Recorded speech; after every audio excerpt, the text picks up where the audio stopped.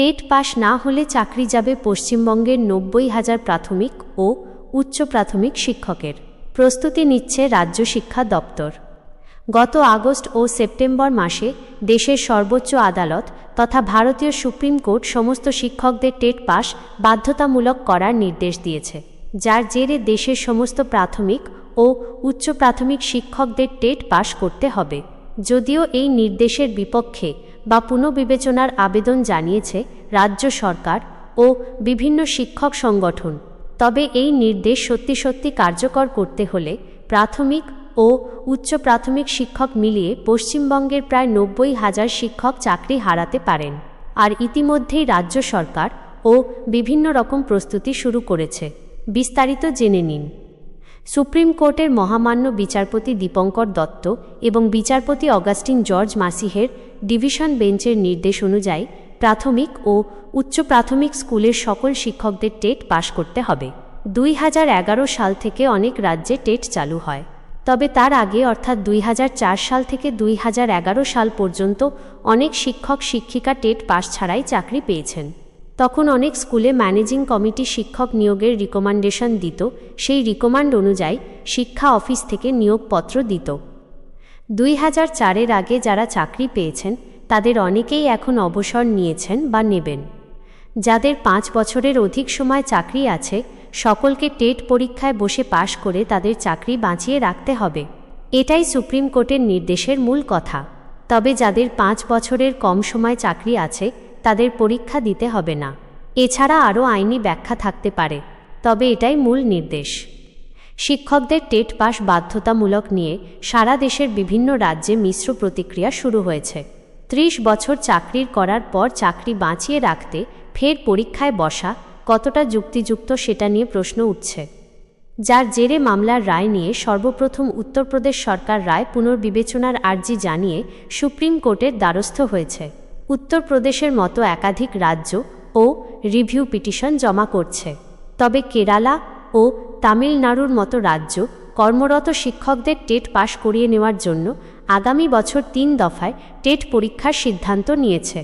আদালতের রায় ঘোষণার আগেই টেট পরীক্ষার প্রস্তুতি নিচ্ছে পশ্চিমবঙ্গ রাজ্য।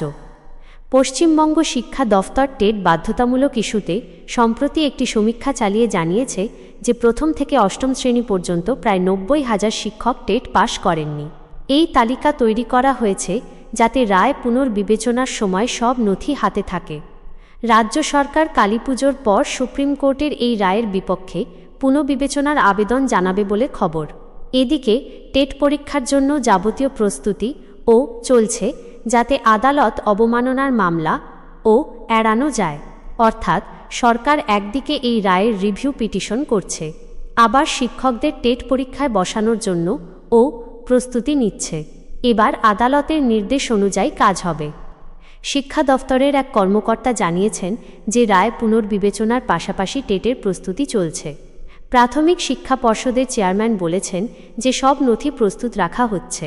এই সমীক্ষা থেকে স্পষ্ট যে অনেক শিক্ষকের জন্য চ্যালেঞ্জিং সময় এসেছে। রাজ্য সরকার নবান্ন থেকে সবুজ সংকেত পেয়েছে এই বিষয়ে। শিক্ষকদের তালিকা তৈরি করে যে কোনো পরিস্থিতির জন্য প্রস্তুত থাকতে চাইছে দফতর।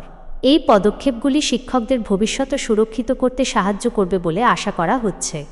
শিক্ষকদের মধ্যে এই রায় নিয়ে ব্যাপক অনিশ্চয়তা ও উদ্বেগ তৈরি হয়েছে। অনেকে বিচার ব্যবস্থার উপর ভরসা রাখছেন এবং আশা করছেন আবেদন গ্রাহ্য হবে। শিক্ষক সংগঠনের নেতারা বলছেন যে 2010 সালের শিক্ষার অধিকার আইন তাদের সুরক্ষা দিয়েছে। যারা আগে নিয়োগ পেয়েছেন তাদের টেট দিতে হবে না বলে তারা মনে করেন। তবে যদি পরীক্ষা দিতে হয় তাহলে অনেকে প্রস্তুত হচ্ছেন। এই পরিস্থিতিতে শিক্ষকরা সরকারের সাহায্য চাইছেন। এই রায় শিক্ষক নিয়োগ প্রক্রিয়ায় নতুন মানদণ্ড নিয়ে আসবে। পশ্চিমবঙ্গে টেট পরীক্ষা আরও নিয়মিত হতে পারে। শিক্ষা বিশেষজ্ঞরা বলছেন এটি শিক্ষার গুণমান বাড়াবে। তবে বর্তমান শিক্ষকদের জন্য এটি একটি চাপের বিষয়। রাজ্য সরকারকে এই বিষয়ে সতর্কতা অবলম্বন করতে হবে। শিক্ষক সংগঠনগুলি আরও আলোচনার দাবি করছে। সামগ্রিকভাবে এই রায় পশ্চিমবঙ্গের শিক্ষা ব্যবস্থায় পরিবর্তন আনতে পারে। 90,000 শিক্ষকের চাকরি ঝুঁকিতে পড়েছে, কিন্তু রাজ্যের প্রস্তুতি আশার আলো দেখাচ্ছে। টেট পরীক্ষা নিয়ে সকলে সচেতন হচ্ছেন। আদালতের সিদ্ধান্ত অপেক্ষায় রয়েছে সবাই। শিক্ষা দফতরের পদক্ষেপগুলি গুরুত্বপূর্ণ ভূমিকা পালন করবে। ভবিষ্যতে শিক্ষকদের সুরক্ষা নিশ্চিত করতে সরকারকে আরও উদ্যোগ নিতে হবে। প্রিয় বন্ধুরা, আশা করি এই ভিডিওটি আপনাদের জন্য খুবই উপকারী হয়েছে। যদি আপনার কোনো প্রশ্ন থাকে তাহলে নিচে কমেন্ট করে আমাদের জানাতে পারেন। আমরা আপনার প্রশ্নের উত্তর দেওয়ার চেষ্টা করব।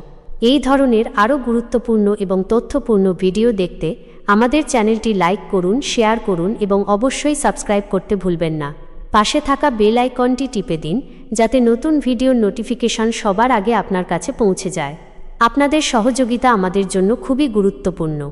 সবাই ভালো থাকবেন, সুস্থ থাকবেন। ধন্যবাদ।